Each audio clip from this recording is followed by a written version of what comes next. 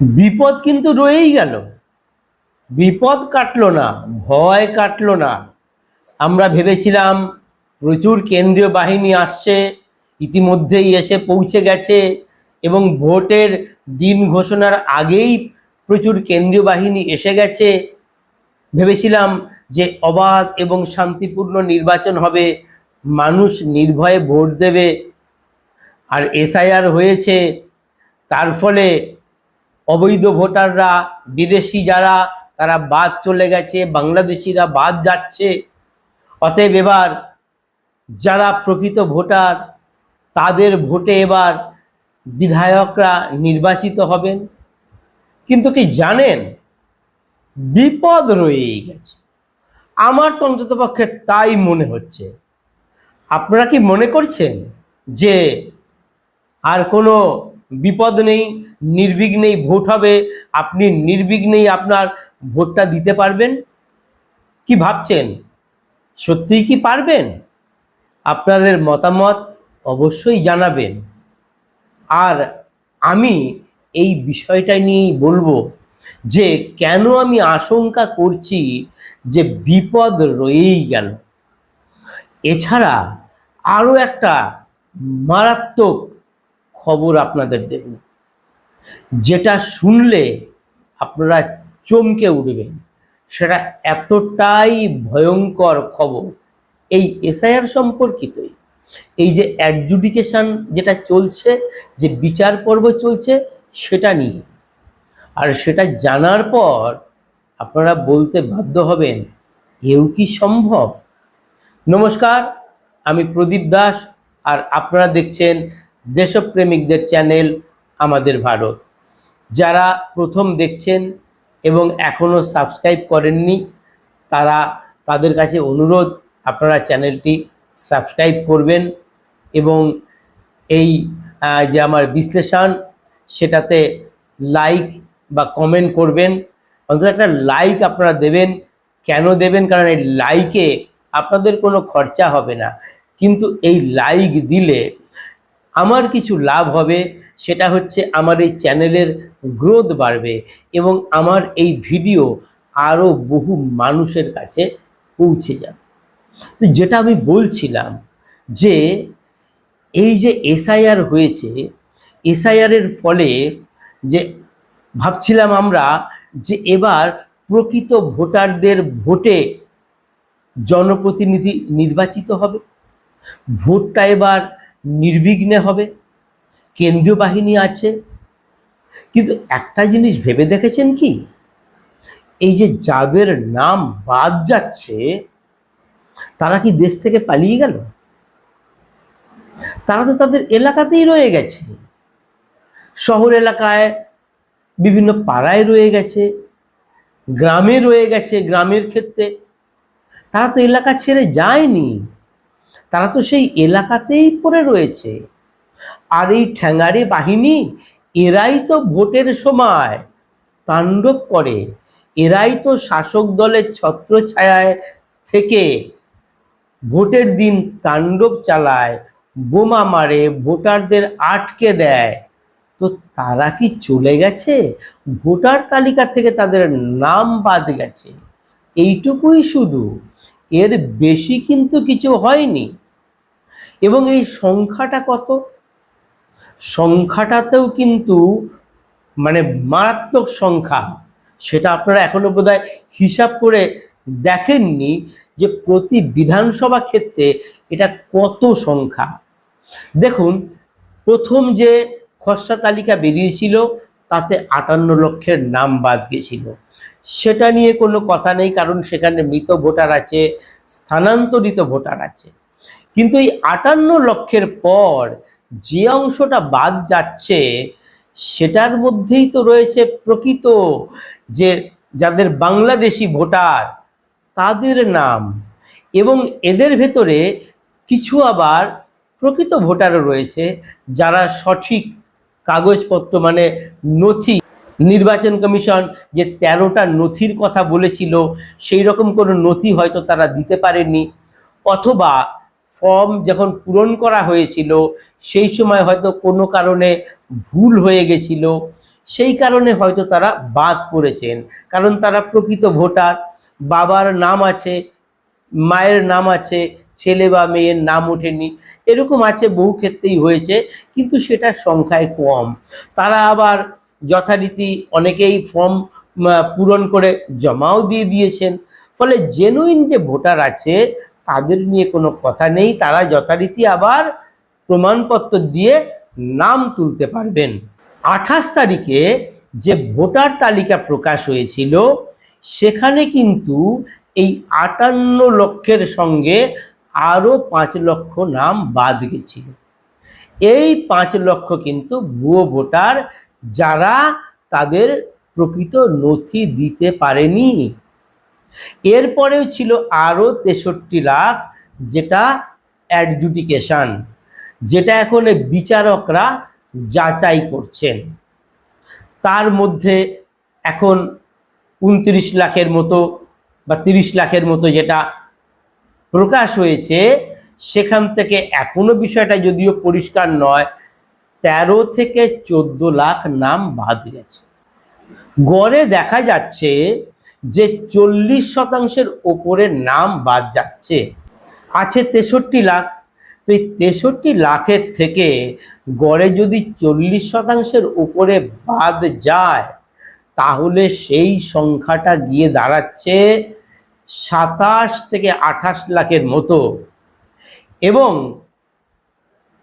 প্রথম যে তালিকা প্রকাশ হয়েছিল 28শে ফেব্রুয়ারি, তাতে 5 লক্ষ নাম বাদ গেছে। তাহলে 28-এর সঙ্গে এই 5 লক্ষ যোগ হবে, তাহলে 8, 5, 13, 33 লক্ষ নাম বাদ গেছে। তাহলে এই যে 33 লক্ষ নাম, এরাই তো মানে প্রকৃত ভোটার নয়। যাদের বিরুদ্ধে অভিযোগ তোলা হচ্ছে অবৈধ, মানে বছরের পর বছর বাংলাদেশ থেকে এখানে এসে শাসক দলের ছত্রছায়ায় থেকে এবং তারপরে ভোটার তালিকায় তারা নাম তুলে ফেলেছিল, সেই নামগুলোই ভোটার তালিকায় ছিল। এতদিন শাসক দলের হয়ে তারা কাজ করেছে, পঞ্চায়েত ভোটেও লড়েছে, অনেকে পঞ্চায়েত সদস্যও হয়েছে। সেই যে নাম বাদ পড়ছে 33 লাখের মতো, সেই ভোটারগুলো কোথায়? তারা তো এলাকাতেই রয়েছে, তারা তো অন্য কোথাও পালিয়ে যায়নি। আর শাসক দল তো বলে দিয়েছে, যাদের নাম বাদ যাচ্ছে তাদের আবার ভোটার তালিকায় নাম তোলার ব্যবস্থা করে দেওয়া হবে, উকিল দিয়ে সাহায্য করে দেওয়া হবে। কারণ তারা যদি এখনই ভয় পেয়ে চলে যায়, তাহলে নির্বাচনটা লড়বে কাকে নিয়ে শাসক দল? কারণ এরাই তো সম্পদ, এরাই তো ভোটের দিনে মার দাঙ্গা করে, এরাই তো বোমাবাজি করে। তাহলে এই ভোটাররা কিন্তু রয়ে গেছে 294টা কেন্দ্র। 294টা কেন্দ্রের কেন্দ্র দিয়ে যদি এই যে 30 লক্ষকে ভাগ করা যায়, তো প্রতিটা কেন্দ্রে কতজন অবৈধ ভোটার হলো জানেন? সেই সংখ্যাটাও কিন্তু অনেক বেশি। কম করে সেটা হচ্ছে 10,000। ভাবুন, একটা বিধানসভায় কম করে 10,000 আছে। এবার এই সংখ্যাটা কোনো কোনো বিধানসভায় কমবে, কোনো কোনো বিধানসভায় বাড়বে।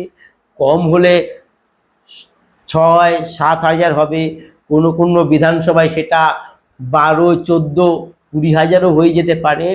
এবার ভাবুন, এই যে ভৈরব বাহিনী, এই যে তাণ্ডবকারী যারা, তারা তো রয়ে গেল বিধানসভায়।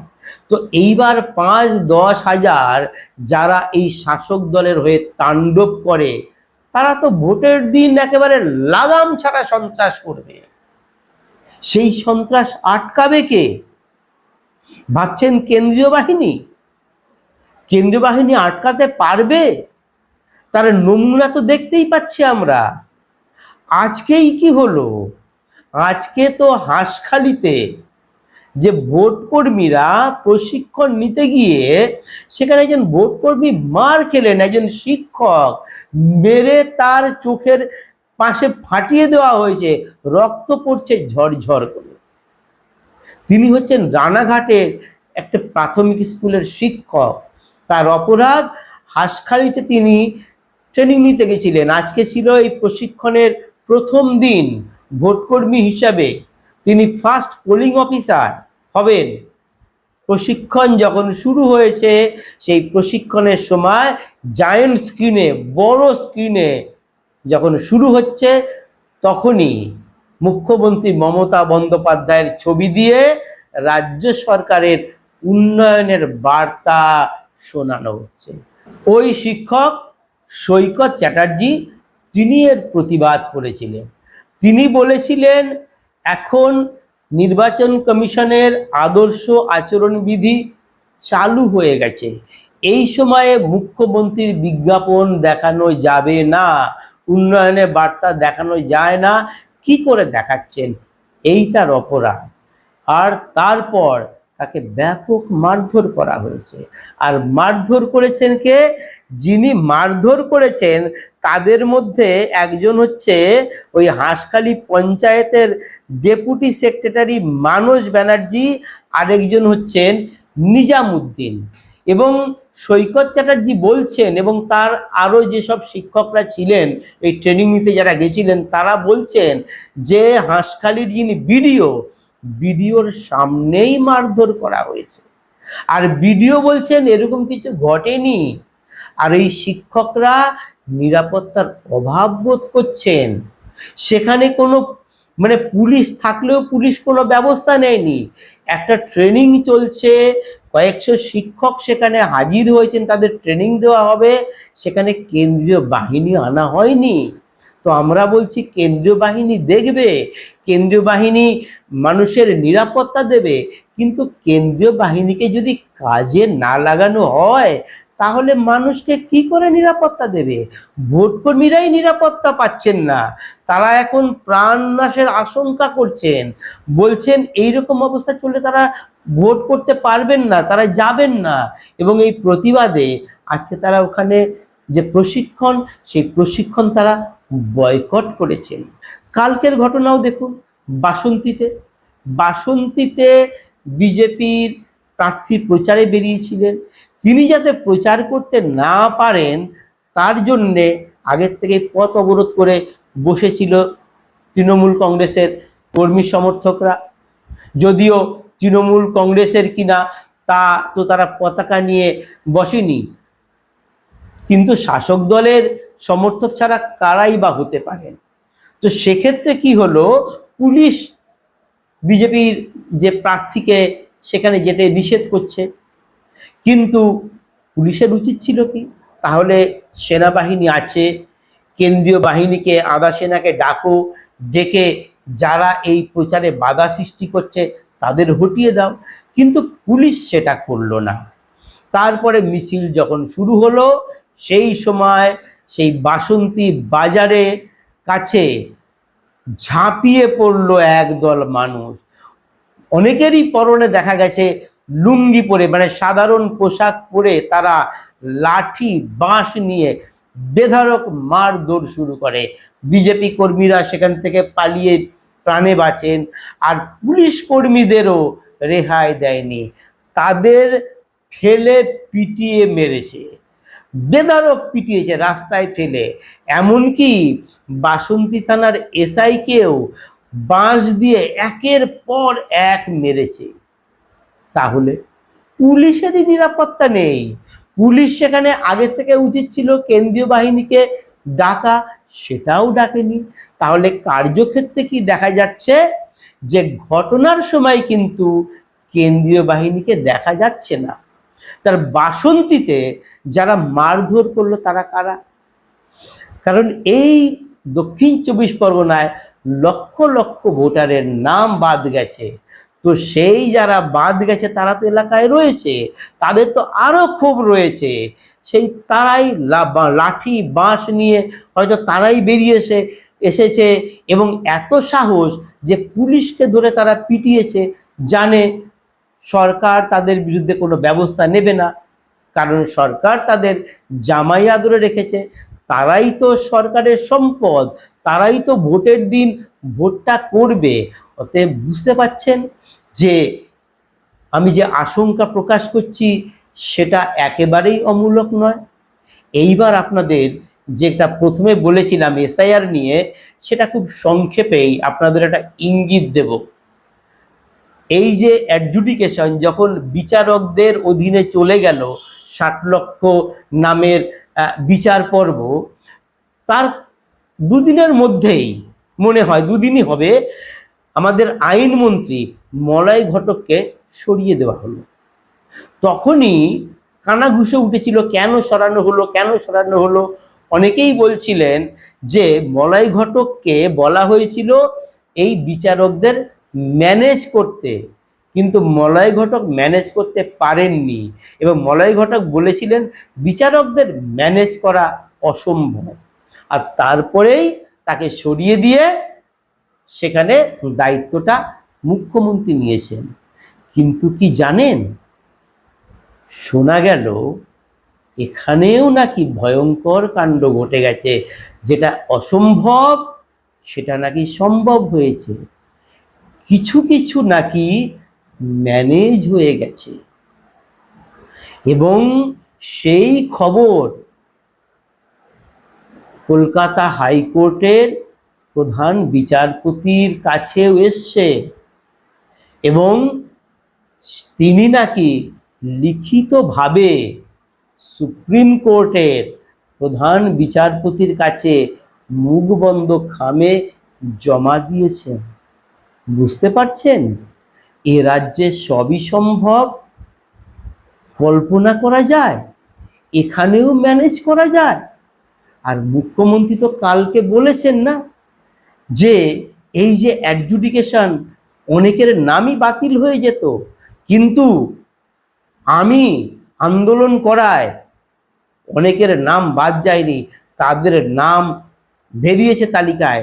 আর যাদের বাদ গেছে বাকিটাও আবার আবেদন করে তাদের উকিল দিয়ে সাহায্য করা হবে। মুখ্যমন্ত্রী বলছেন যে তার আন্দোলনের ফলে অনেকের নাম বাদ যায়নি, ফলে দুয়ে দুয়ে কিন্তু 4 হচ্ছে। অতএব বুঝতে পাচ্ছেন কতটা ভয়ঙ্কর পরিস্থিতি আমাদের এই রাজ্যে, কতটা বেআইনি কাজ আমাদের এই রাজ্যে হচ্ছে। এখন যারা এই কাজের সঙ্গে যুক্ত তাদের কি কাজ থেকে সরিয়ে দেবে, না তাদের একটু কুড়কে দিয়ে ছেড়ে দেবে, সেটা তো এখন বিচার ব্যবস্থাই জানে। আমার এই প্রতিবেদন কেমন লাগলো তা অবশ্যই জানাবেন, আর আপনাদের মন্তব্য করবেন, কারণ আপনাদের মন্তব্য যথেষ্ট গুরুত্বপূর্ণ। নমস্কার।